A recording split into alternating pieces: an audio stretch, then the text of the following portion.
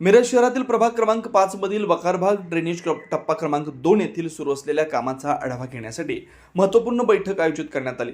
या बैठकीला माजी महापौर किशोरदादा जामदार, विद्यमान नगरसेवक करण किशोर जामदार, नगरसेवक संजय बापू मेंढे, नगरसेवक डॉक्टर पंकज मेहत्रे यांच्यासह संबंधित विभागाचे अधिकारी उपस्थित होते। बैठकीदरम्यान स्थानिक नागरिकांनी ड्रेनेजच्या पाण्यामुळे त्यांच्या बोरवेलमध्ये दूषित पाणी येत असल्याची गंभीर तक्रार मांडली।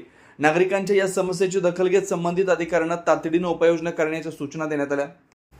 तसेच ही समस्या लवकरात लवकर सोडवण्याचं आश्वासन अधिकाऱ्यांनी कंत्राटदारांकडून देण्यात आलं।